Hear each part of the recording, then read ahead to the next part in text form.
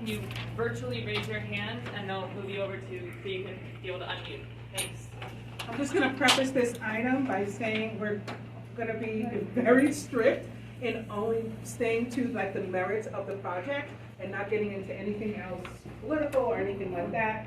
We have 2 other agenda items on here, and I also have a new business item related to 9/11 health. So we want to be able to get all of this stuff into this meeting before we kick out of the building. This item cannot go on my own. All right. Hallelujah.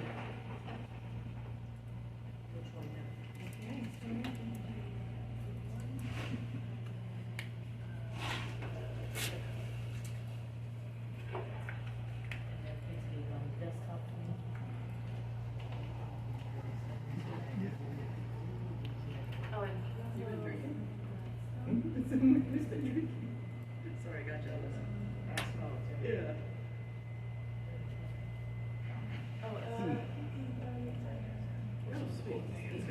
Let's go. Ready to go? We're ready to go. Let's get going. Okay. Wait, let me make it. How do I? You want to make it full screen? You can see it behind you. Oh, for the people online, can they see it full screen? Yes, they can. They have to. Oh, they can. Okay. Oh, great. It's Okay. okay. Okay. That's actually going to come. Are we closer to the speakers if we sit at the table here? You can't touch my out. But are we close? Are they going to hear us better? Yes. It seems like people are having trouble. Okay. And then Alex will put slides for us. All right. Well, first of all, I know we're going to be quick, but I just want to say it's really nice to actually be here in person with so many of you after long last. So thank you very much for having us here tonight. Let's just start with the agenda slide.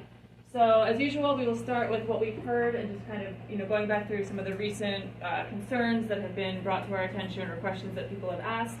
I will hand it off to Rich to go through updates on the dismantle project, where we're at, and milestones that are upcoming. We'll touch briefly on community engagement, resources, just making sure everyone knows where to find us and how to contact us, even when we're not here presenting, and then we'll open it up for questions. So first of all, some of the things we've heard recently. One, we got a request for translation of street closure signage.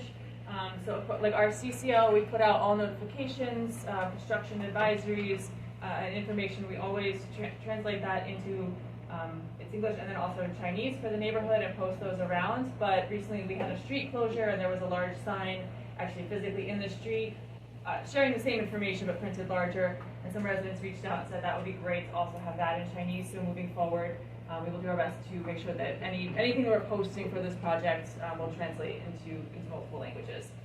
So we appreciate, we'll bring that request to our attention and we'll try to make things as accessible as possible. As always, requests for updates on dismantling milestones. So Rich is going to go through those on slide 5, stuff that's upcoming, things we want the community to know about so there's no surprises. We do have at present on site right now, there is the North Tower crane that is in position that is helping to dismantle part of the North Tower building that's coming down. It's a big crane, and so of course as that got installed and with other recent events that have happened in the news, I know that the community was very concerned about this.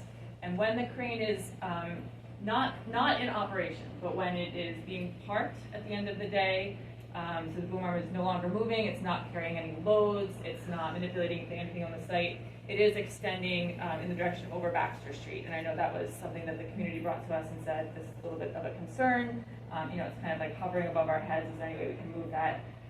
So Rich can go into some more detail in this during the Q&A, but basically we just want to make it clear to everyone there's a very rigorous process that has to go through to be able to put a crane on site, to determine that position. So all cranes are certified. They go through a rigorous annual inspection. They are certified by NYC DOB Cranes and Derricks Division. So these aren't just any kind of engineers. These are specialty engineers that review and they inspect the cranes and give them certification to operate within New York City limits. Then a licensed certified crane engineer, a specialty crane engineer, reviews all the site constraints, the operational requirements of the crane, the existing available space on site, and determines, with the best knowledge that we have, the best and most feasible location for that crane to be on site, to be able to perform all the operations that it needs to be able to do so safely, and create the crane plans. Those plans then go back again to New York City Department of Buildings, Cranes, and Derricks, so their engineers review those plans. They check to make sure that this is meeting all safety requirements and regulations, and they sign off on those. And then the crane is installed on site. NYCDOB is on site and was on site the day that that crane is put together and assembled on site and installed to make sure that everything is being done according to the plans that they signed off on and reviewed. And then also, while the crane is on site and being operated every single day, it goes through daily safety checks and a checklist that the crane operator, who also has to be a specialty licensed and certified crane operator, they go through the safety checklist, and then a safety engineer on site reviews and confirms that safety checklist. So there's a lot of steps that are in place. It's not just Rich going out there and putting the crane wherever he wants. There's a whole process, a lot of eyes on this. So while I know these big machinery, and of course I'm not trying to make light of the community's concerns. I just want to assure everyone that we've gone through this very thorough process to locate the site where it is and to be able to operate that. So then we also heard it's kind of a standing request for updates on the environmental monitoring that we have on site. We monitor for air, dust, noise, and vibrations. So we'll share updates on that from the last few months since we last met in June and what the results are and how those have been coming in. And then in our last meeting when we met in June, we heard a request to see if we could install HEPA filters, so air filtration in the windows of essentially all the residents around Chinatown. So I think it's good news that we can share today that to date on the site, with all the air quality monitoring that we're doing, we have not had exceedances for basically the EPA regulations stipulate that for things to remain safe, we measure things over a 24-hour weighted period, and that 24-hour weighted average has not exceeded the EPA's permissible exposure limits. So air quality levels are remaining safe. We continue to monitor this, and we will continue to be monitoring it throughout the entire construction process. But to date, there's no cause for alarm, and we are ensuring that those levels stay safe. The only problem with that is to tell this community. Right, we heard that before. Because the EPA said something. 22 years ago. Right, 22 years ago, we were told by the EPA everything was fine before too. And a lot of us are not well now because of it, so. And not here. We're still gonna have, not here. So that's still gonna be a challenge, and I would expect that the residents may still want some support in that area. Okay, well we are continuing to be really transparent about this process, and we'll continue to collect all the data. We publish it online. We do share all of this with the community so you can see the results, the data that we have. If you have questions about it, I encourage everyone to reach out. But we're being really, really vigorous about this. Okay, Ali, this point I will hand it off to Rich to talk about what's going on the site and what you can expect to see in the coming weeks and months. Good evening, everybody. So, for those who don't know, I am Rich Peterson. I am the project manager for the Gramercy Group, who is doing the design-build project at the Manhattan Detention Center. To date, the first two items, the South Tower sidewalk shed and the North Tower screen and scaffolding have been completed. Phasing plan from phase 1 to phase 2 will be ongoing this fall, which I'll go over the differences in those phases shortly. The entrance sally port is wrapping up. It should be finished October, November this year. The South Tower scaffolding and screen cover is ongoing. You can notice on the west end of the South Tower, scaffolding is starting to be erected and is expected to be completed this fall. North Tower dismantlement is ongoing, and that is expected to be finished January next year. The North Tower crane was installed in August and is expected to be there through this winter. The South Tower dismantlement should begin around October this year through fall of next year. The crane on White Street is expected to come to the site September, October of this year and remain through the dismantlement of the South Tower. We are on track for a substantial completion of fall 2024. Right now, this is the current layout of the site. We call this phase 1, where the North Tower is in our possession and the sally port is under construction. You can see that there is sidewalk shed along Center Street, the north end of Baxter. You have the sidewalk closure with the pedestrian passageway on Center Street in front of the existing sidewalk that's being constructed, and the new crosswalk that was erected on the south side of Bayard across Baxter. That is the current layout of the site. If you go on to phase 2, we are in the process of switching over to this phase a little bit right now, but we are moving into it fully once the sally port is completed. We finished the sidewalk shed against the west side of the south tower, right there where Lauren is pointing. And you can see on the east end, which hasn't been completed yet until the Sally Port's done, the fence line will continue down to the Bayard intersection and wrap into the south end of the south tower.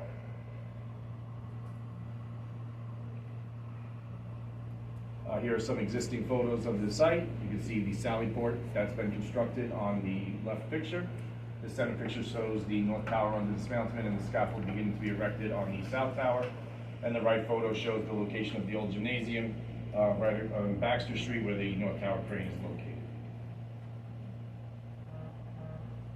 Road and pest control has been ongoing since the start of the project. We continue to monitor it monthly, and we've had no instances of any outreach from the neighborhood, so I believe we're doing a good job to keep it under control. Environmental monitoring plan. I've gone over this slide a few times. Here is where you can see the locations of the noise, sound, and vibration monitors depicted around the perimeter of the site. I'll touch on it a little bit now. There are multiple levels to the alarm system for these monitors. There is a baseline, which was taken at the start of the job as to what the community has to begin with, sound levels, noise, dust levels. Then there is a alert threshold that triggers us internally, which you see on the reports to, hey, go check on what you're doing. You're creeping up on dust, noise, or vibration. Then there's a stop work threshold where, okay, we've gotten high, stop, we have to reevaluate, change our work procedures, and then resume work. Have you reached that at any point? I will go over that. There are a couple instances where the system worked and we stopped and readdressed, but I will go over each of those piece by piece. Dust mitigation. Here you can see an example of water being sprayed on a hydraulic concrete pulverizer that's being used on White Street. We keep the site enclosed. We have water spray. We keep the road wet. We keep White Street wet. We continuously sweep the entrance on Center. We try to cover as many stockpiles as we can at the end of the shift when it's a dry, dusty type situation. We have on the top of the north tower, around the perimeter of the scaffold enclosure that you see, dust screens that come down. They are a vinyl type product that has a fire rating, dust and noise attenuating factor to them to keep the sound reverberate back to the north tower. Noise mitigation, there's an example of those sound barriers. Those are the ones that were installed on the gymnasium. It's the same blankets that are installed at the top of the north tower. We have all the proper mufflers on our equipment, in order to work on not only emissions reductions, but noise levels and things like that across all our equipment. We are using predominantly electric powered equipment on the roof of the north tower that is taking down the building as we speak. It's powered through hard-line wires from the basements that tower, so there's no generators on site for that equipment. So communications about the environmental monitoring. BBJ team provides bi-monthly environmental reports to everybody here. On the next slide, there's some examples of the data you get, the types of charts you get, the dates, and the examples of what occurred on those dates so you understand what caused the alert or stop work thresholds. So these are the incidents I'll talk about. We'll start with air quality monitoring. So the air quality is what we're talking about when we're talking about dust type exceedances. In June, July, and August, construction-related levels of particulate matter did not surpass the exposure limits, as set forth as Lauren had mentioned earlier. In June, air quality monitoring did have an exceedance due to the Canadian wildfires. So the alarms all went off. Clearly, nothing I can do about the Canadian wildfires. I'm sure that the system's working. But it worked. That's It triggered it. It picked it up. It did let us know there was a quality issue, and we were aware of the exposure from the Canadian wildfires. So you stopped your work during that period? We did not. Sorry. I'm sorry, I'll wait for public comment. I'm Yeah. sorry, it was just. Don't worry, an we'll get outburst. to you. Okay. Okay, We'll get to sorry, you. it I was an hear you. outburst. Apologies. No problem. Okay. In July, there was one alert on one monitor, which was due to construction work grinding steel in the southwest corner of the Sally Port construction. There was a window that we had to grind some steel in order for the window to fit into the steel that was installed, and the air monitor was within 10 feet of where the gentleman was doing his grinding. Once the air monitors went off, we stopped. We put up a shield and blankets to contain the dust and sparks back into the job site, and we resumed work. Once again, the monitors did what they were supposed to do, and we were able to resume. Sorry, it's a little bit hard to see from here. In August, there was a false alarm related to our activities and the relocation of the monitors on Baxter Street. So I'm going to talk about it in the near future, but one of the monitors on Baxter wasn't part of our original plan, but through the community's outreach to us to have more monitors, we quickly put up the monitor, but the issue was the monitor was installed because we did it quickly inside our job site. So where it might have exceedances that I will go through, they were inside the job site, not in the public space. So we have since then relocated, but it took some time working with where on the street to put it, what we mounted to, and things like that. So we had the monitor, we treated it as if it was in the public space, but a lot of those alarms would not have occurred had it been outside of our fence. Noise monitoring in June, July, and August. 3 alerts were triggered by our activity. Noise in June was due to loading a dumpster. These were all located quick distances apart, the same operation.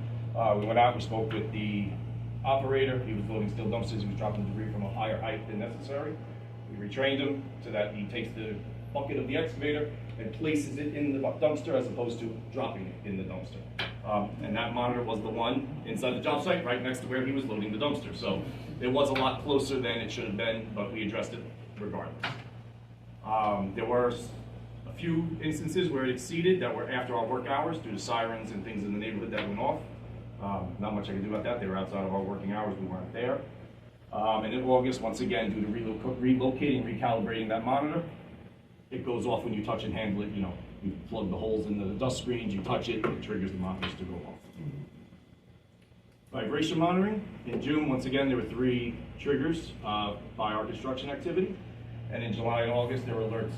There were no alerts. In June, the vibration level surpassed the limits. This was when we were doing concrete pulverizing on the gymnasium immediately adjacent to the Chung Pack building. It didn't go high, just went to that alert just to tell us that we're doing something. We stopped, we switched to hand methods in that area. As we proceeded further down the wall, we went back to trying the muncher again, that we were further from the Chung Pack building. Still crept up a little bit, we stopped again, and we continued that process until we were further enough away that the muncher no longer impacted Chung Pack. So, while yes, to answer the question with a quick answer, yes, we had exceedances, alerts. However, the monitors were doing their job. They alerted us to the issues immediately, and we were able to change and adjust our methods. So the system's doing what it's supposed to do to protect the neighborhood. Asbestos air monitoring. We've had no exceedances or alerts or anything to asbestos. That all stays contained within our site. We haven't been doing asbestos on site for a little while now, so that holds true since our last meeting.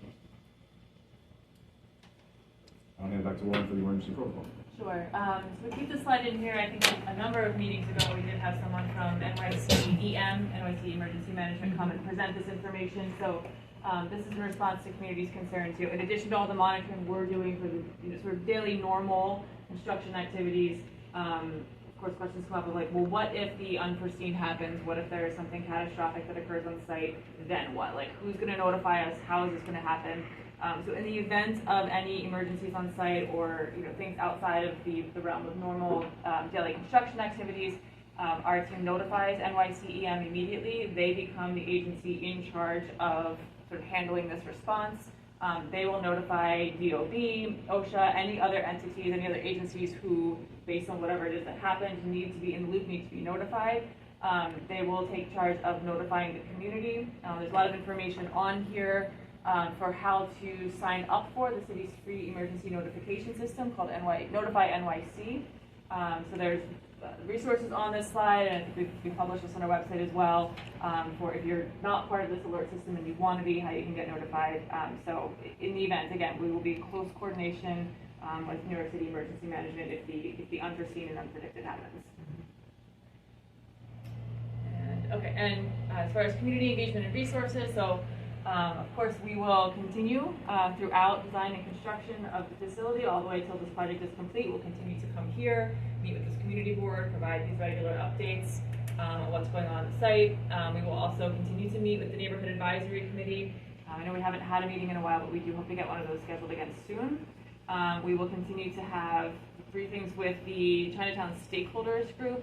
And again, I think we said this in past meetings, but just to make it clear, for those groups, we're really gearing a presentation towards folks who don't typically come to the community board meetings and for whom English might be a second language. And so we basically take the exact same presentation that we're giving to this group, to the community board. We provide it translated into Chinese, and then we do another meeting just to go through the same information. So, Mandarin or Cantonese or both? well, it's written on the slides in Chinese, which the Mandarin versus Cantonese is the spoken dialect. So it's just written in Chinese. And then we have our community construction liaison, and we also have Xiaomin from DDC there. So if anyone needs language assistance, they're able to. So they speak just in that read it language. as a visual, they don't have like the benefit of a presentation. Correct. Like you. At present, so far, we'll speak through the presentation in English. All the content is translated on Chinese, but again, we do have native Chinese speakers on the line. So if someone needs to ask a question in Chinese or needs additional clarification, they're free to ask.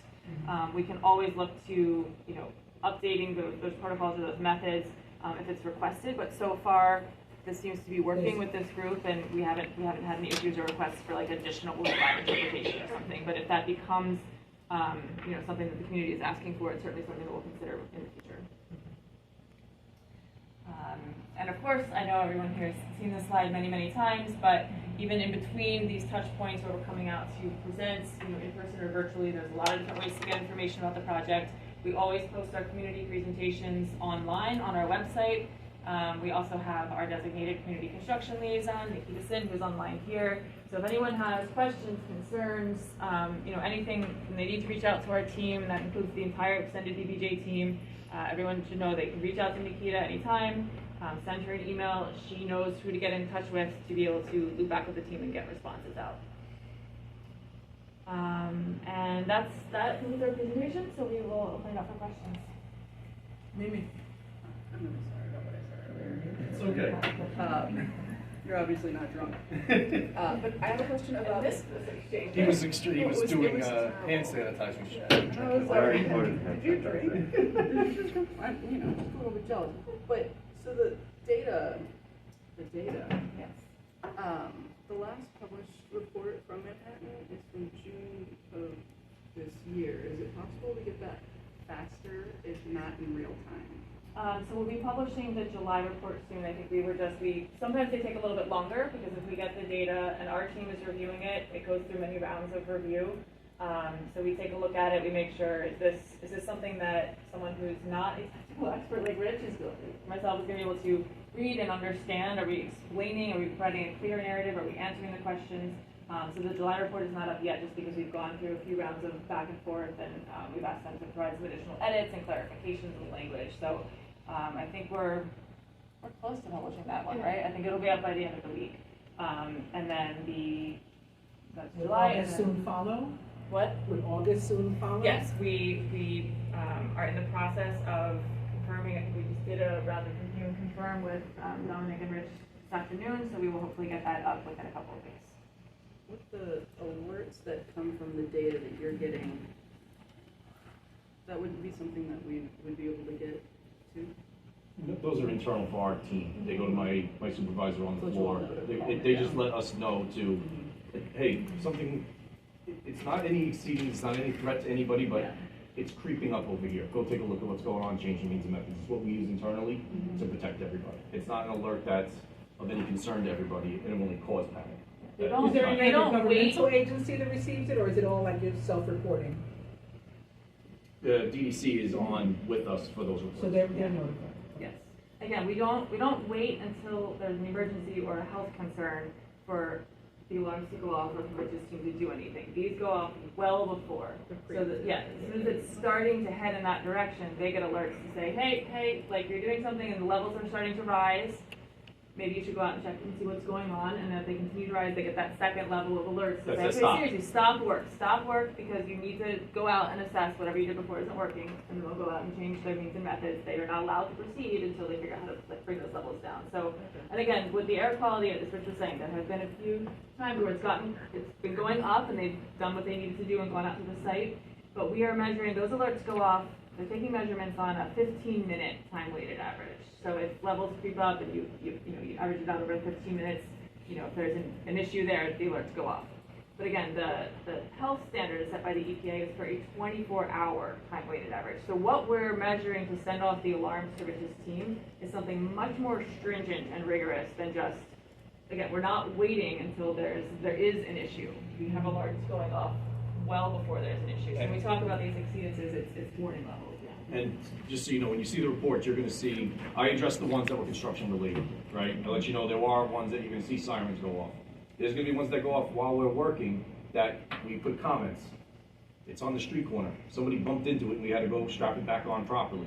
You know, that's not a vibration, that is an earthquake, if you will, when someone shakes the machine. So we have to get the alert, go see the machine, figure out what's going on near the machine, because just because this machine goes off, but I'm working all the way on the other end of the site and the ones near that machine didn't go off, right? I know it's not us. So there's a minute of time there where you have to evaluate what's happening to even determine if it's construction related.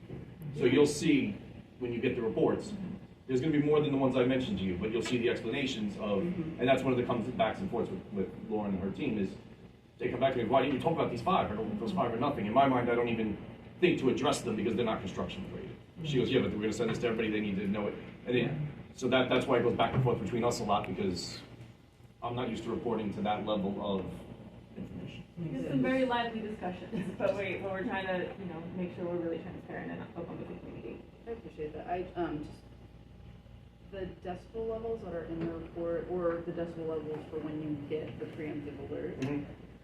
What is that? At what distance? If you don't mind sharing. So those are, once again, it depends on where I'm doing the work and where the monitor is located, right? So the monitors are located outside the construction fence on the sidewalks. Okay. Okay, or on the corner of a building nearby, or the corner of a fence post nearby. You saw it on the map. So if I'm working on White Street and it's the one right there on Baxter, then it could be within 60 feet potentially, right? That's what's across the street and the sidewalk. But if it's the other side, that could be 300 feet away, right? So it depends on which monitor and what activity. So is it like 20 decibels or? So the alert for us, and these are instantaneous once again, right? So time weighted is when it's an issue versus instantaneous. I get the alerts more instantaneous, and at 90 decibels is when I'm sure. Okay, got it, yeah. Because I've been measuring the sound in the subway and it's at 95, and it's deafening us. That's a good relative number. It's not a 10-minute window of listening to that same noise. That's when you have a bigger exposure. Okay, and so like in reference to the diesel generator from earlier, that's. Any other questions from the committee? Yes. You said that when one of these alerts goes off, somebody has to go down to the site. Is there not somebody on the site in real time who can course correct it? Well, yeah, but if he's on the roof and the monitor on the ground's going off, he's going to go downstairs, go see where the monitor is, walk the path between him and the monitor. There's somebody on trigger it. site who's actually can.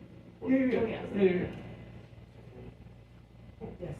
But just to be more clear, because it sounds like I'm making that up, our officers, our project managers in the office, which is right on Walker, get the alerts, they walk down, right? So they're the ones walking down, he's coming down from upstairs, it depends on who and what's happening. If it's on a Saturday, if it's on Saturday at 10 p.m., no one's coming down because it's not me. So just to clarify, because you spun this as like a good thing, but I think it was actually just a repeat of what we heard last month. With the HEPA filters, basically y'all are saying, no, you're not going to provide those. Right, there's not a need, based on the data and the science and all the measurements that we have in place right now, the community is not at risk. There's no basis for saying everyone needs to have a HEPA filter in their window. I think we actually caused a lot of alarm last time by, the sort of gesture we made to some of the residents in Chungpack, who were immediately adjacent to work that was happening right outside their windows. It's summer months and they couldn't close the windows and they were getting concerned. And we made a gesture and gave them some HEPA filters, but again, it was not something that was necessitated based on all the testing that we're doing, all the monitoring that we're doing. And I think that actually caused a lot of alarms, and it seemed to make everyone think, oh my gosh, now everyone needs a HEPA filter, and that's simply not the case. So we're going to continue to monitor the air quality, and we can, of course, course correct if at any point what we're monitoring indicates that there's, a health issue with. Well, that's what I was saying, like, my daughter's friends call me the 9/11 lady, so this is, right, this is something that's very like near and dear to me. If the agency wants to be a good friend and neighbor, despite whatever that is showing, if there are people in the immediate area saying that they need a HEPA filter, you're gonna get them a HEPA filter, because again, this is the same community. CB1, part of CB2, CB3, so that encompasses, all of Chinatown and Park Road, all of that area. This is a 9/11 community.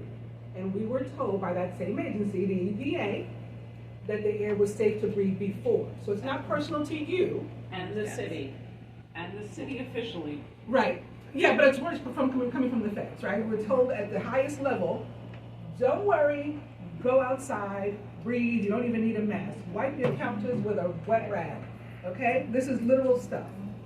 And because of that, again, many of us are not well right now, and many of us are not here any longer. So if there are people who are telling you that they need a HEPA filter, and you want just to be friendly and a good neighbor as an agency, you get them HEPA filter. But even then, at that time, the federal government subsidized the purchase. After, not immediately. Correct. It was after people started to show signs of, maybe this isn't so safe, and then they said, okay, what? Maybe you need a HEPA filter, maybe you need a HEPA vacuum, maybe you shouldn't use a wet rag, put on some gloves, put on a mask, and even that wasn't enough, and it was too late in many instances, you know? So, I'll get off my soapbox. No, I understand. And again, I really don't want to make light of the community's concerns, and I'm not trying to brush anything off. It's not quite comparing apples to apples. 9/11 was a very different kind of, I mean, this is a systematic, controlled, progressive taking down of the building. It's not the same. It's not a comparison of the environmental toxins. It's the thing that people already compromised. Okay, so whatever else is going on, this is just going to exacerbate what's already going on with them. That's the concern. And the difference is you are immediately adjacent. Mm-hmm. You're not across the street. You're not across the West Side Highway, Liberty Street, or anything. You are there. And so it doesn't travel. You don't have the luxury of dissipation. It's right there. So I respectfully disagree with you. Much like where Mariam is, having lived through the city saying it's safe, don't worry, continue going on to business, and the government and the environmental halls of we know best telling us everything is fine. A HEPA filter for an immunocompromised community is not a big ask when it's already a billion-dollar project. Right. I'm sorry, it's just, I know what you're here to say, I understand for both of you, but it's also extremely disconcerting as a chair to know that here we are in September and the July data's not out, the August data's not out. So how is that actually timely? We had hoped for the same kind of timeliness that we can get off of 250 Water Street, which is not wait a month, it's access online to daily monitoring. You said we couldn't get daily, so what about weekly? Well, we need some time to collate data. All of that, we have been as flexible as we can be, but I find the delay of 60 days, basically, here we are in September, the last report that's published was June. That's not actually very comforting for the community. I understand, and we Even will if work there's to nothing there. expedite this process moving forward. Again, it's because we go through many rigorous rounds of review of these reports, checking all the data, checking to make sure that we are clearly explaining, that we understand first everything that happened, that we're providing an explanation. So it just takes time, and there's a lot of different eyes on this and multiple agencies who are reviewing That it. But context can come later, though. What you're talking about is transparency. Correct. without the context, I think these reports are going to look very alarming. If you're just getting data graphs and all you're seeing are spikes and you have no idea what caused it, what the team did to mitigate it, is it like, why was this happening? It's someone out there, potentially bumping it into in the street. It has nothing to do with construction. I think it would be really irresponsible of us to just send that data out there without being able to provide an explanation to the community. You go to the doctor these days, you get the test results before you talk to the doctor. People get the information, and then they get the context. People are I also just think I'm gonna go to, online, and then we're gonna go to Susan Lee in the room. No. Sorry, who is next? Alice. Andrea. Oh, we're gonna take Andrea Jew. Right. Okay, hi, I'm Alice. We're taking Andrea first. She had her hand first. I couldn't hear you, Lucy. I'm sorry. Andrea first. We're gonna go to Andrea first, Alice, and then we'll come to you. Can you hear that okay? Hi, so, I just find it just hard to believe that it takes 2 to 3 months to scrub your data. You know, if you are aiming for transparency, it would just be nice to have the data, just like Jared said, you go to a doctor, I provide my results immediately. I don't take 2 to 3 months, you know, to get them back their results. These people have been exposed already, you know, and it doesn't make sense. It takes, you know, 2 to 3 months on such a huge project and you have so many eyes on it. Shouldn't be, you know, expedited. It's not fair. You know, you have like, you know, 50 kids next door who are growing. And, you know, does it take 3 months to find explanation, you know, for something that bad that happens? It's not very comforting. It just sounds, you know, it doesn't look right. It doesn't sound right, especially in the context of, you know, this, you know, the proximity of 9/11, you know, being told that it was fine and it's not fine 20 years later. You know, these kids in 20 years, what's going to happen to them? Who do they have, what kind of recourse do they have? You know? And also, like, you know, he mentioned that, you know, the air quality was only bad inside the job site, not outside. I mean, do your workers know that, you know, they're being exposed to, like, harmful levels of, you know, dust? I mean, or do they have proper precautions? Thank you, Andrea. So again, we will review our internal process. We will work to expedite these reports and try to get them out quicker as quickly as we possibly can. And again, just to reiterate some of what Rich was talking about, when the alerts are going off, when an alert goes off on one monitor in one location on the site, it's not indicating that the air quality, you know, continuously throughout the entire job site is at a dangerous level. In fact, the alert levels are going off far below a level at which they actually become a health concern. These are the warning limits that are indicating to Rich's team something is increasing. Let's go out there and mitigate that before it becomes a problem. So I just want to make that sure that point is really clear to everyone. Board member Alice Blank, online. Okay.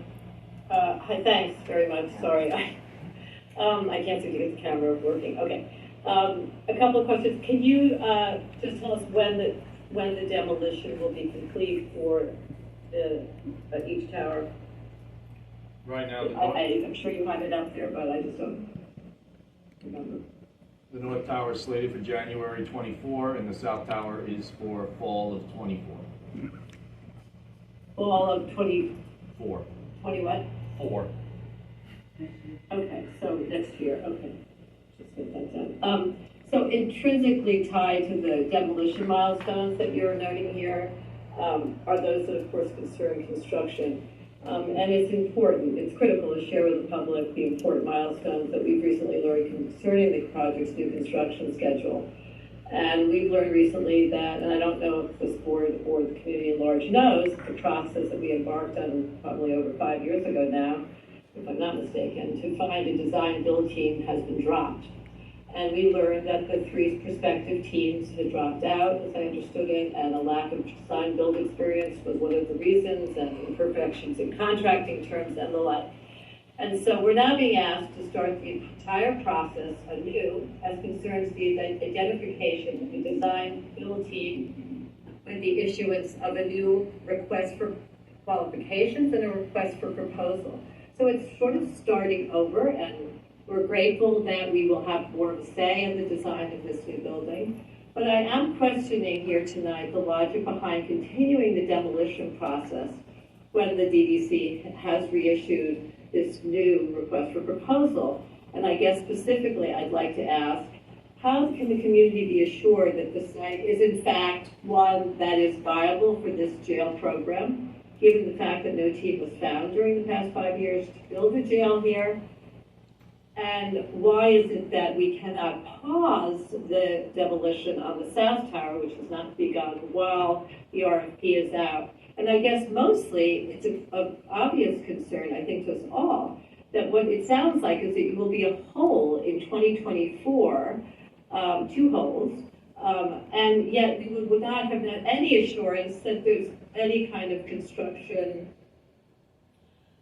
happening as we've waited all these years and we didn't find a team yet. So I just think that has to be addressed. I don't know if it's tonight, but I do kind of think that's a very much a very critical part of this, Lauren, and I know we've talked about it, but the question really before us is, how is this demolition going to not just leave us with two holes, one of which is a landmark eligible building, and what is the gain here for the community in terms of impacts on our quality of life in Chinatown and the Civic Center? I just don't understand why we're not pausing this demolition. And I understand that the answer that was given to me was the mayor wants to continue with the demolition.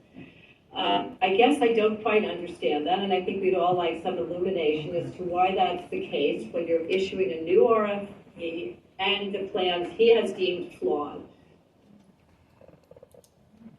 Thanks, Alice. So there are a number of points in there. I do want to speak to in terms of timing. And Beverly, do correct me if I'm wrong, but I believe in our sort of current projections, what we're looking at, it's not that by the time we finish dismantle, there's going to be years and years before the new contract is beginning. I think we're only looking at a potential gap of a couple of months. I can go back and we can confirm that, and of course we'll know as we get closer to issuing the NCP for the design builder for the new facility. Rich's team, we will ensure that we are not leaving the site in an unsafe condition. The site will be secured, backfilled, so it's not going to be that there's a gaping hole in the ground that someone's going to come in and trip and fall into. The site will be secured. There will be maintenance of the site in between, if there's any gap between those contracts. So this is not something that we're just, that we're being flippant about. Alice, sorry, losing my train of thought. This could be years though. I mean, so who would be maintaining the site for we've waited 5 years and the process was stopped, right? We waited 5 years and right now we're starting over. And we're told we can look at the design guidelines again and all the different parts of the design. This will take years, potentially. So I just am confused as to what will maintain that site to open pits that are, as you've now claimed, on next year. How is that going to get done? So again, these will not be left as gaping open pits. The site will be backfilled. So we're not leaving open holes in the ground. And this will be maintained either by DDC or we will contract an agency to do so. Okay, and I apologize. I said I was going to go to Susan, but we have the councilman on the line. Yeah. Go ahead, Chris. Can you hear me? Yes. Loud and clear. Alice, thank you for bringing up that point. That's what I really wanted to ask, especially since we know how hard it is for the city to find a design build partner. Why are we rushing to demolish both buildings, especially when the southern building is fully intact and hasn't had a history of having any structural problems?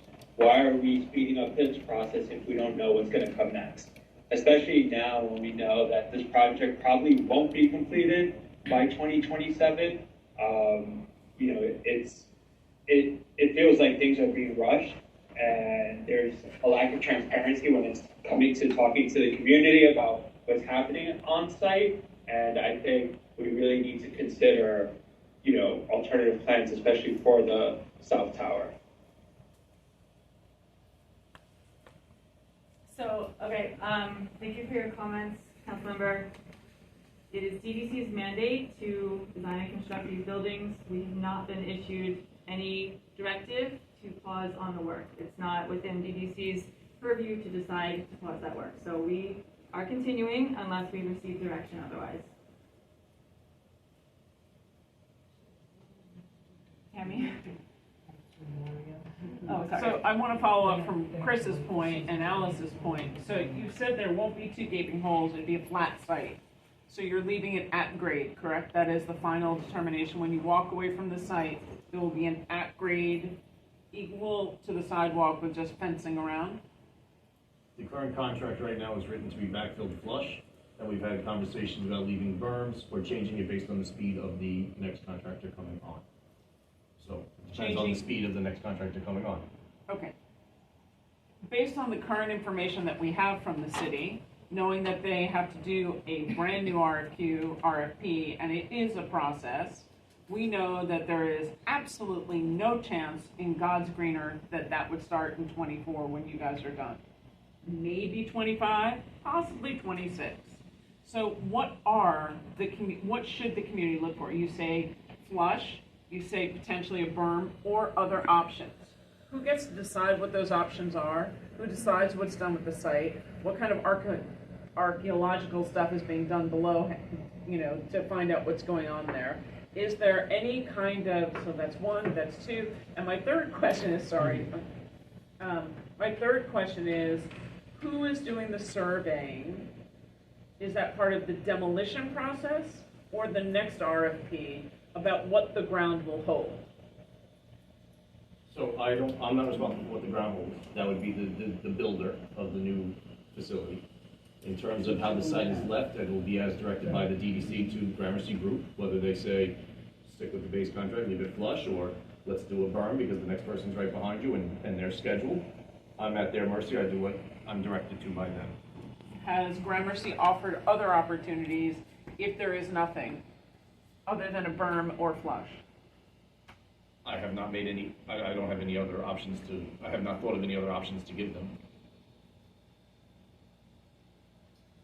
Do you have a Beverly on your team that would like to speak? Let me get Susan first because she's been waiting for a while. Sorry, Susan, thank you. Thank you. Thank you, Lauren and Rich, for the updates. And Mariama, I just want to thank you for always bringing up the concerns of 9/11. This is an autoimmune community.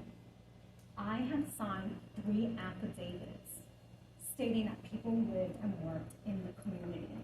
I lost an aunt not too long ago. So this is serious concern to the community.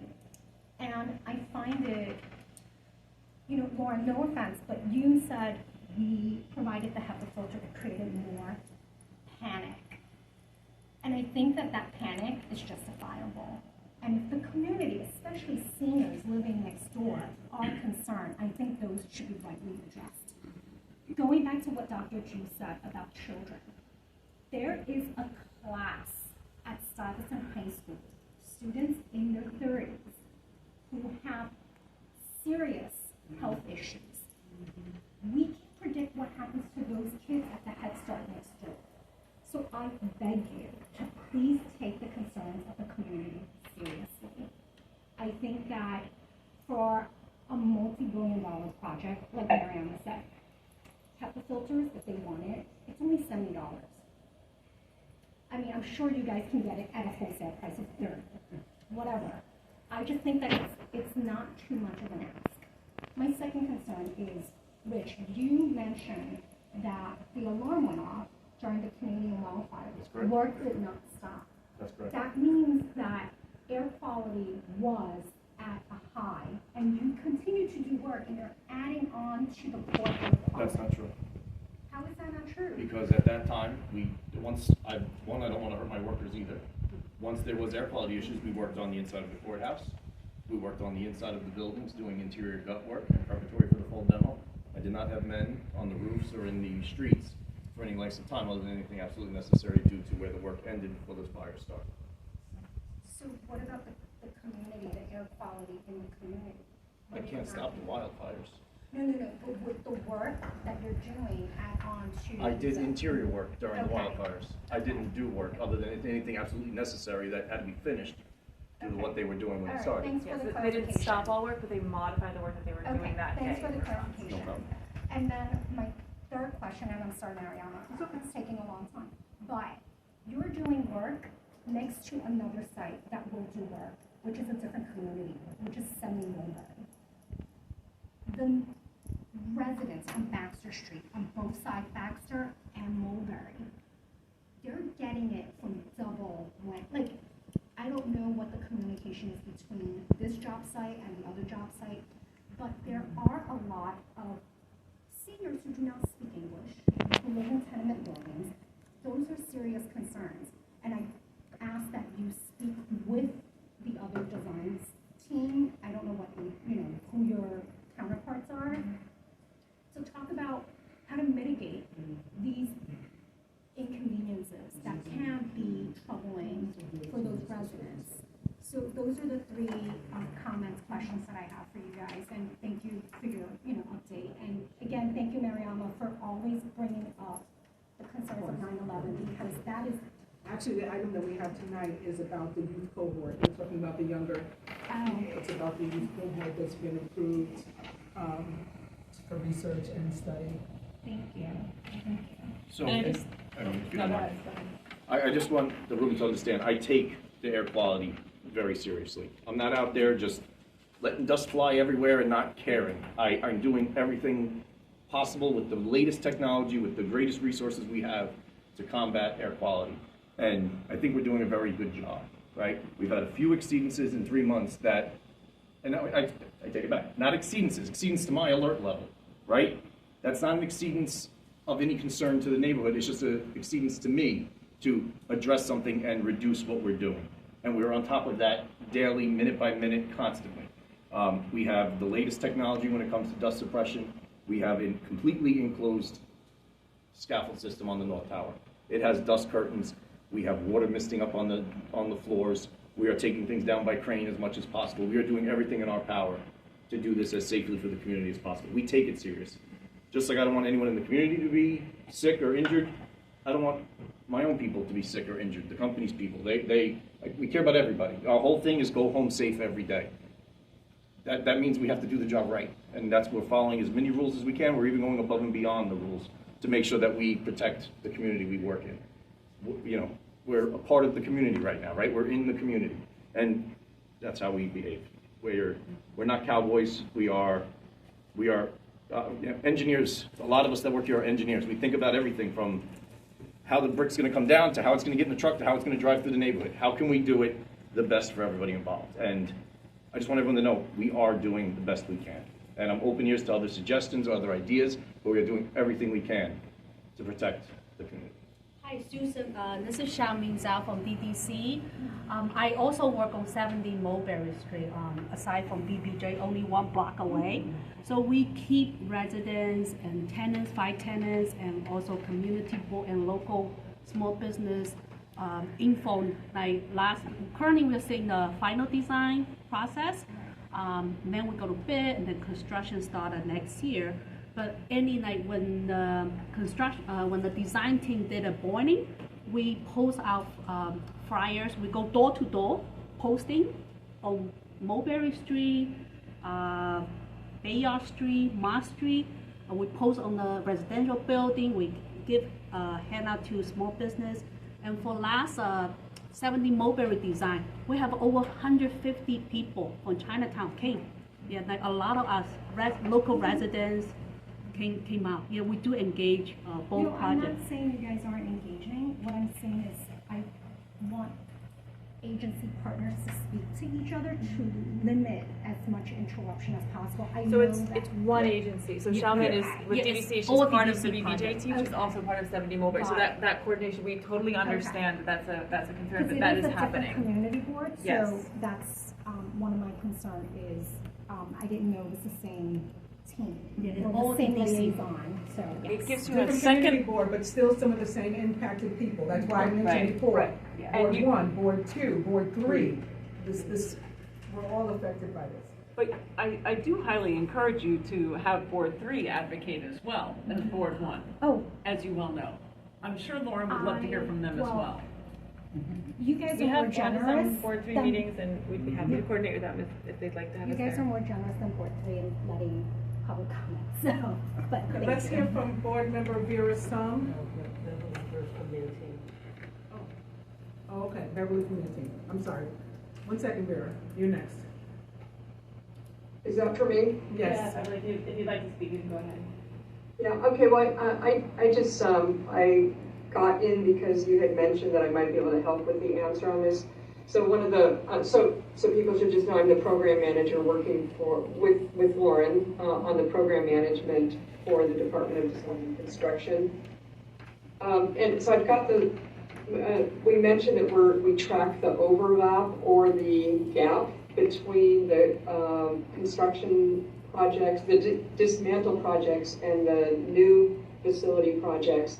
And I just wanted to note that while we are planning for Manhattan to be, the dismantle to be completed, substantial completion toward the end of '24, the final completion will be likely around toward the end of January of 25. And currently, the new facility project, the new facility design builder, whoever that is, we're anticipating that they'll be starting in that same first quarter of 25. So there's actually not, I mean, it's good that we're in process for taking the buildings down so that we can actually really get going as soon as is practical once we have a design builder on board. And I was just also thinking, you know, we are planning a number of design work or design engagements for the new facility design guidelines with the community. I believe, Lauren, sometime in October, those will be announced as soon as possible. Yes. And so, you know, maybe this, in terms of thinking about the future facility, that should be another a conversation that we can prepare for and lay things out, possibly tied in with this design guidelines conversation. Great, thanks so much, Beverly. I appreciate you kind of verifying the information I was a little hesitantly sharing out. So thanks so much for chiming in. You're welcome. Board Member Vera Sung.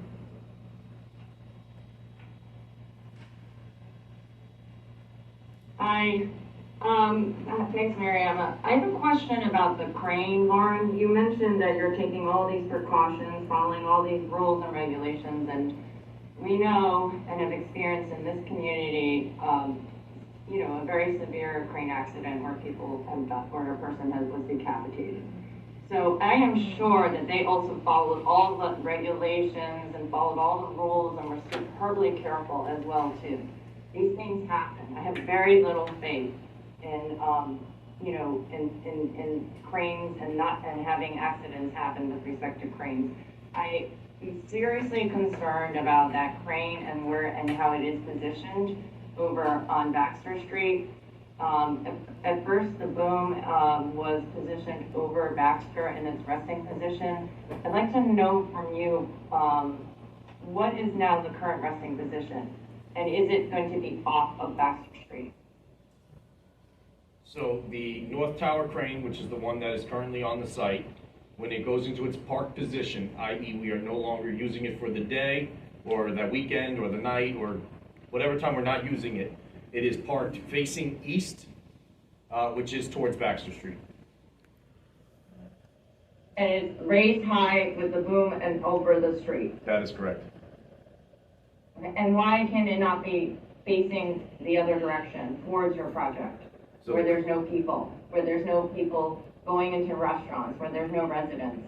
So the most stable position for the crane when it's parked, according to the manufacturer's design, is in that position. When you put it in a different position, you are not following the manufacturer's parked position. You're going against the spec design of the machine. And so with that overhanging like that, what assurances and what kind of assurances do you have that that will not fall over during inclement weather or that the boom will not drop? So during inclement weather, the boom is lowered flat to the ground towards White Street. It squeezes through and it bumps out at the entrance on Baxter Street to the job site on White Street. We've done it a few times since the crane has been here during periods of high winds. And what do you consider high winds? 35. Sorry? 35 miles an hour. Okay, so it's only been twice that has happened? Not that it's happened, that it was predicted to have. We don't wait till it hits 35. If we're not working for the weekend and there's predictions of high winds, we boom down and go through the procedure of laying the crane down. Okay, and have you spoken to the manufacturer to see that there's a better resting position, or a better, not resting position, but a better way to face the boom away from where there are people and residents and restaurants? Have you asked them to see if there's a better way? We have sent in requests to LeBaire, but nobody is quick to redesign their crane for usage. You know, it's a very large company that builds cranes for the entire world. They don't set and make, you know, they'd have to mop, that's the safest position for the crane. They're not quick to say, sure, spin it 180, it should be okay. There's a lot of work that goes into that, and it's not designed to sit that way. Is there another area that you can put the crane so that however the manufacturer says that it should be, can be placed in a certain way, so again, that it is off the street? So part of the boom is not facing the street? So part of the procedures that Lauren went through with you with regards to the checks and balances, the rules of the DOB, Cranes and Derricks unit, our not in-house, our third-party crane engineer that was hired to design the crane for us, that is the found optimal location for us in order to not only have it in the safest position, but also to be able to perform its working duties, i.e. there are picks that need to occur at certain distances, at certain weights, and the crane needs to be located in a position that allows that to occur. And so it cannot be put in where the White Street Plaza is? It would not be able to make the picks over on the north end of the North Tower from that location. And that is the case throughout the entire dismantling? It cannot be moved at certain points when you finish dismantling certain things? The crane will be removed from the site when we reach approximately the 4th floor. And sorry, where will it be, and where will it be at that point? Just completely off? There will be a second crane brought to White Street in the next upcoming month or two. That'll be utilized for the overlap between the finishing of the North Tower and the dismantlement of the South Tower. There will be no need for the North Tower crane once I reach the 4th floor. Give or take. So certain areas 4, certain areas 3, certain areas 1, but give or take.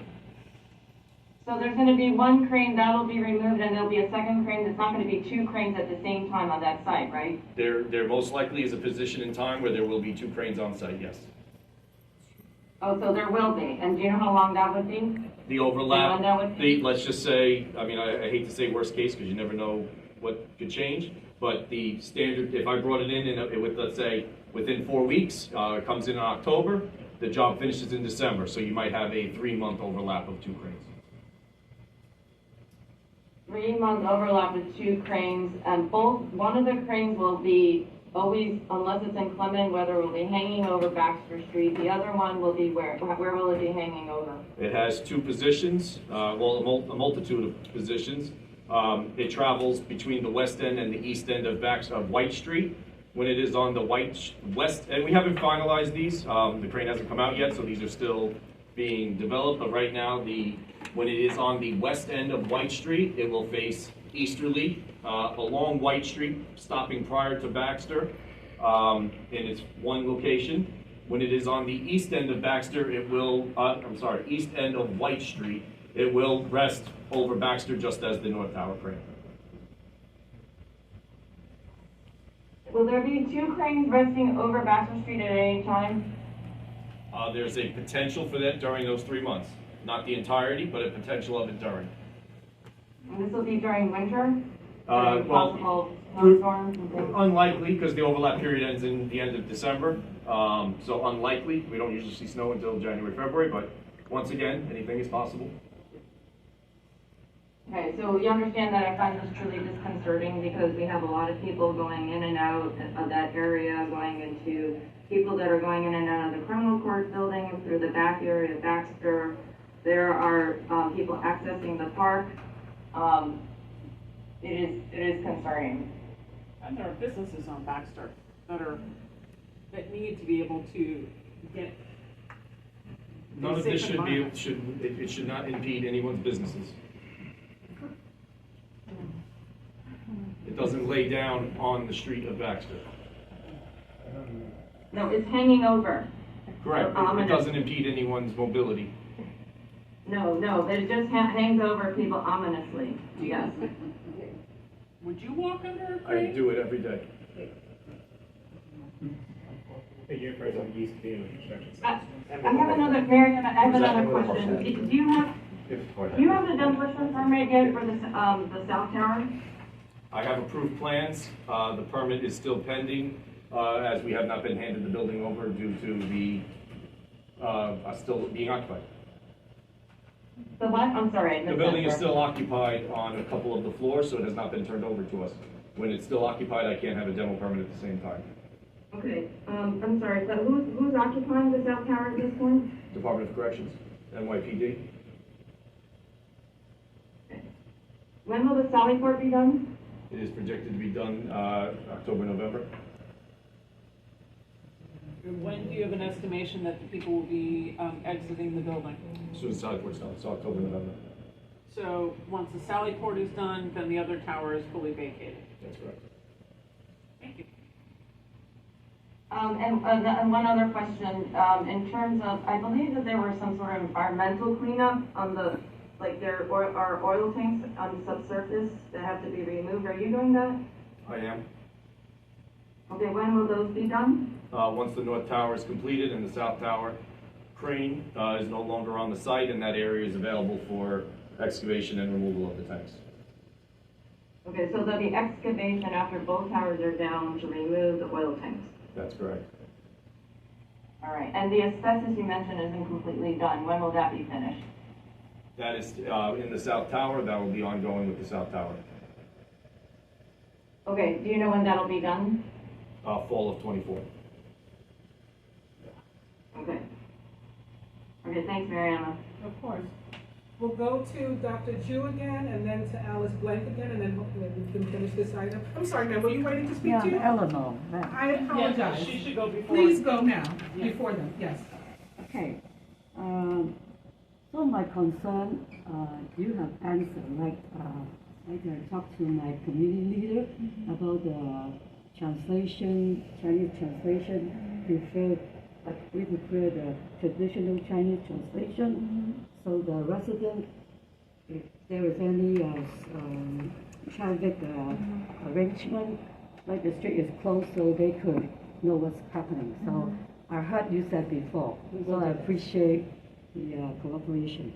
My concern is the environmental health issue and the danger of the crane too. I live in Little Italy, okay? Where I live, I can see from Broome Street and along the Central Market Street, which eventually lead to Baxter Street.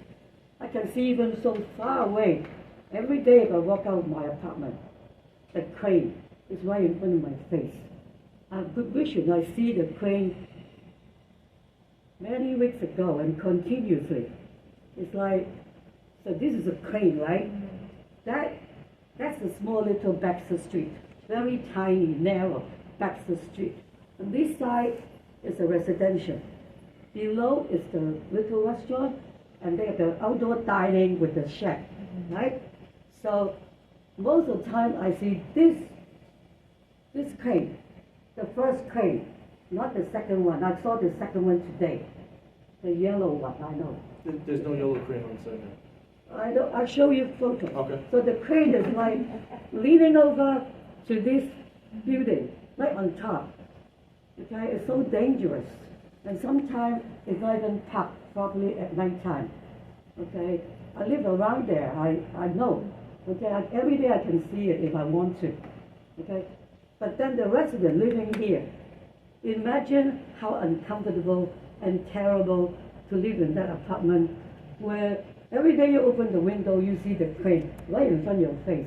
It's uncomfortable and terrible. And I complain too, and also it's dangerous for the restaurant, where the people eat or whatever. Okay, those restaurant businesses have been affected seriously too. Who's going to eat under this dangerous condition? And I reflect this to my community leaders. And I think they must have reflect their whatever to you guys. So maybe that's why you guys are doing the translation or whatever. But then the thing was, the crane all the time, and also Sunday I go down to City Hall. Same thing. I hardly see, so many times I see it like this. And I talked to one time the construction worker around that area, and she was saying that, oh, that is from the crane company, right? Nothing to do with you guys, right? The manufacturer. They say that it takes them 4 hours to do something. So maybe for them it's such inconvenient thing, they don't bother. I don't know if she's telling the truth. But I think I trust her. But how could a company, the Gramercy company, hire subcontractor to be so irresponsible? When they, like you buy furniture for your apartment, you measure the footage before you put something. Same thing as a crane in that site. You have to make sure the crane fits. When it lay down, it fits. Not to be like leaning over like that. I have been checking a lot of cranes in the city ever since I see this crane. I never seen a crane like that. So I'm very concerned. And as you said, it's going to be, and today on my way down here, I also see a yellow crane. I don't know. If you show me, I'll let you know. So what kind of crane is this? That is an excavator. Oh, it's That's an excavator, yes. Sorry. That's okay. But then the other thing is today I see that crane, the original Yes. one. The white one, They the were big crane. lowering something, like a big plaque or something from the top. Those, what you saw today, like I was there today, those are the beam bands from the roof of the building. Yeah, that but they're I see lowering. the thing was like swaying like that. So, the crane moves it, swings it off the roof, and it lowers it to the west end of White Street, along the east end of White Street, east end of the building. When you look at a crane, you could get disorientated easily, because when a cloud moves, the crane swings the building. It is disorientating when you look at it. It takes time to get used to that movement. You see a crane swinging because it moves slowly. They don't move fast. And that slow creep, like when you're on a train and one train's moving alongside you and it goes faster, you feel like you're going backwards. It's the same. It's not swinging, it's not swaying. It's rotating to the left and booming down the beams. Yeah, but still the access is so tiny. And that is my most concern. Because, like people say, tragedy happened from falling cranes or whatever. You heard that, right? Mm-hmm. We don't want no tragedy until it's too late. I understand that completely. I really do. And also, if that Gramercy design company hiring such a irresponsible subcontractor, whatever it is, to do the crane, how could they, if they can't do that right, how could they going to build the So I am Gramercy Group, just so you know. Nice Okay, meeting nice you, to meet you. but That's fine. So just so you understand the mechanisms, Bay Crane, we rent the cranes from them. They are not a subcontractor. The engineer is a third-party professional engineering firm that designs the cranes. He does most of them in the city. And we went through vigorous exercises of different locations, different configurations of crane to find the best, safest, strongest crane to put on the site in that location. So we did our due diligence. We did everything we can to pick the most feasible location for that crane. well, maybe you do your due diligence, but I don't think they are doing their due diligence by having the crane in that kind of position. I understand. I don't have a answer other than that is the engineered position for the crane. It is the safest position for the crane, and it follows the cranes and derricks rules within the city, and that's what I'm bound to. Our chair would like to make It's not, the one thing that you haven't addressed beyond was one of the things that has started with Eleanor's first comment and has been a long-standing request from the community. Dual language signage everywhere around the construction site, on the outside, for street closures and anything else in the community. There have been signs that are posted that are English only, and that doesn't help the community. We've asked for dual language. We understand that you post the notices from your office, the small ones, but we're not talking about that. We're talking about the large signage. Yes. And we are still waiting for an answer on that. I addressed that at the start of the presentation. So it was on the what we've heard slide, and I said in addition to the notifications that the CCL already sends out, moving forward, those large street signs, we will provide with a translation. So sorry if that wasn't clear. I said we will do that, the yes. current signs that are out there be changed? You said moving forward, but there's signage everywhere now. Will there be updated like signage? Traffic? Which, The large I guess let's be clear, what signs Yeah. you're referring to? Any of the road closure signs, anything around that site should be dual language. There's no road closure signs now. Not from our, there was. There was one. There isn't any. There's no roads closed right now. It was, the sign was right on, what street is that? Walker Street, right across So- the street from the community liaison office. So there's also, there has So been that work sign is happening. English only. Okay, so there was a number of weeks ago, there was a road closure that was our team initiating that, and there was a sign posted only in English, and that's when this. That's what I was Yes, talking about. Eleanor brought this I to took our pictures of the attention, sign. yes, and after that, we've spoken and we've addressed this, and moving forward, if we're posting those road closure signs, they will be in a translation as well. There was, the following weekend, there was work happening on the Chung Pak building that was not part of the BBJ program. They also had a road closure. We have no control over that. It was for the Chung Pak building, and they posted street signs only in English. I can't do anything about the street signs that are posted for work happening on the Chung Pak building. That was not the BBJ program. So Understood. there's How a soon lot can we happening. expect to see your new signs? Well, the next time we have Next time we close the road, I guess. Road closure, which is, I don't have any scheduled right now. yeah. Thank you. Yeah, and there's a lot happening in the neighborhood. So if there's confusion, if you see something and you're wondering if it's us, please reach out to Nikita. We'll confirm if it's ours or not, and we'll address If we it. miss one, we'll add one. Yeah. Okay. We got two more questions. and we're gonna finish this item. I'll talk as much as you want about it. Dr. Jew, and then Alice is going to close it out for us. I just had a question. Given that the current kind of detainees at Rikers is double the capacity that the borough-based jails can, accommodate, and it sounds like, you're kind of abandoning a lot of the, the principles, that were set in 2019. Is there a possibility that you're going to double the capacity of each of the borough-based jails? So I will defer to Q from Mokje or someone from the city to speak to policy questions. Sure. Hi, everyone. Q. Amiri with Mayor's Office of Criminal Justice. I'm the Executive Director of Capital Projects. We're not doubling the capacity. The original capacity was 800, I think 886. We only finalized the Brooklyn facility capacity that went to 1040, and the other facilities right now are being reassessed to make sure that we're working with realistic projections and a facility that's operable and manageable in the future for our partner agency, the Department of Corrections, too. So the other short answer is the other three facilities between Bronx and Queens and Manhattan, they haven't been finalized yet, and those discussions are happening. So what about this site then? I mean, from what I read from before, it was like, under 900. So now you're talking about over 1,000. Are we gonna go over that? It's a lot, right? To put in these kind of dense urban centers. To go from 800 to 1,000, you're increasing it by 25%. So it's a very complicated formula.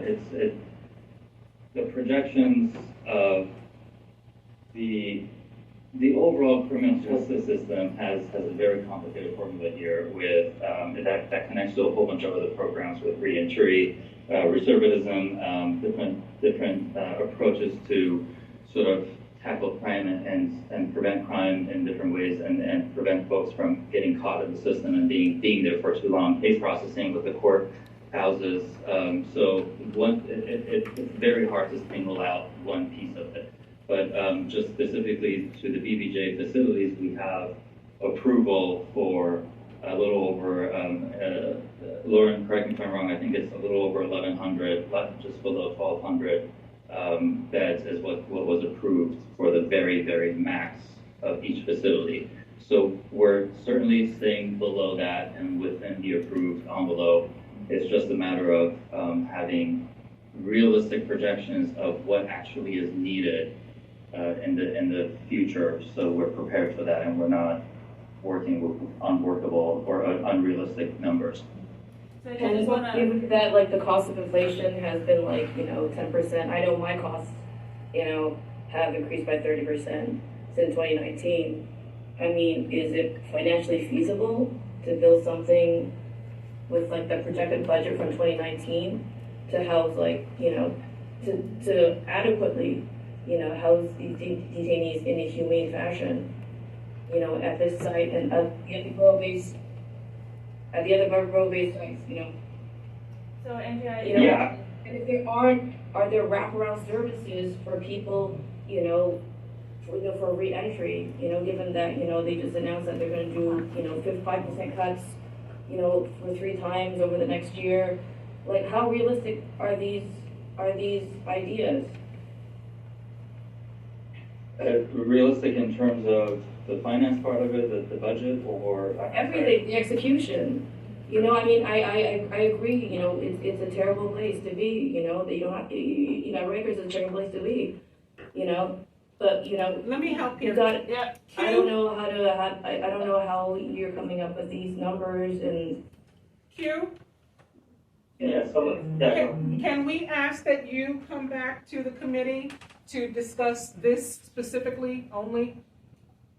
Absolutely, yeah. I think this is a much deeper rooted question, and happy to come back with more scientific answers here. Okay. Q, we'd be happy to host you either October, November, or December to come back. We're not talking about having it be very delayed. We're talking about having it be fairly soon, specifically because obviously we're in the process of budget requests for year 25.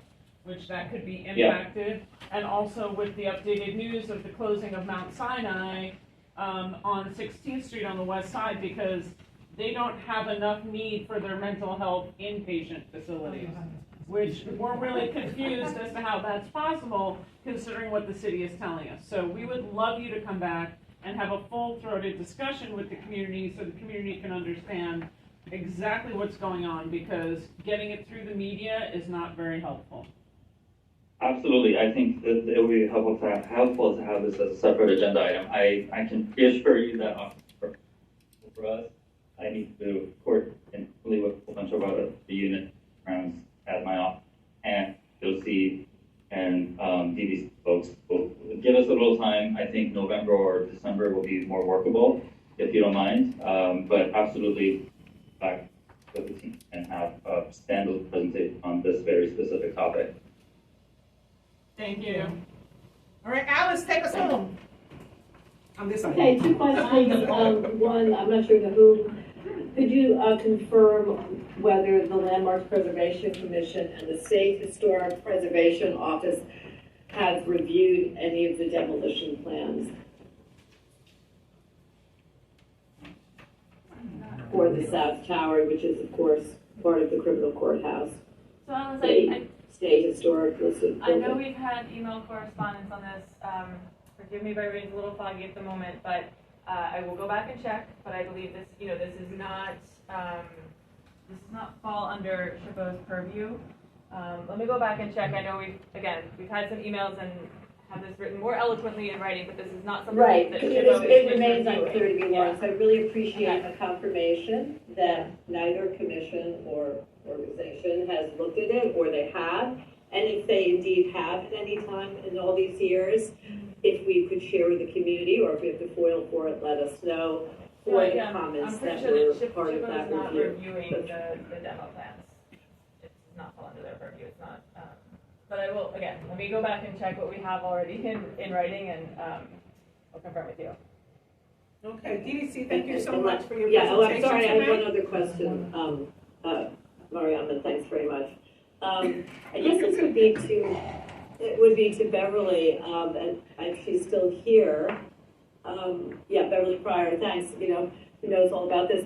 So can you explain how you believe that you'll be in contract in time to, as you say, to take advantage of substantial completion or final completion, whether that's 2024 or now you're saying final is 2025, when we're being told that the community will now have an opportunity to create an oversight committee of some new type, a new RFP, work on design guidelines, have exchanges on design, and an evaluation of the construction team, when 5 years went by and that didn't happen. And so it's very confusing to me how that's going to happen in a year or two. And I guess, you know, maybe that's something you can just lay out, you know, as a summary, or maybe you can give us some sort of really understanding how it hasn't happened, how it's supposed to magically happen now. Oh, Beverly, I don't hear you. we see you talking, but we can't hear the audio. I was just saying it won't be magic, it'll be. Well, it has to be, I think, given this time frame. Well, we are, there was issued an RFQ for the new Manhattan facility on September 13th. There's a public pre-submittal conference to the industry, but anybody can attend it on September 27th. And that really kicks off a process. The interested builders and designers will be putting statements of qualification together and submitting them around mid-December. And in about a month or so later, we'll have a short list of proposers that will then have a request for proposal provided to them. And that process takes about 6 months.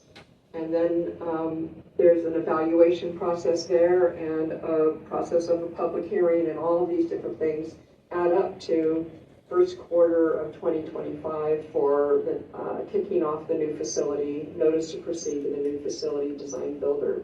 I guess the question then is, how come it didn't happen this way over the last 5 years?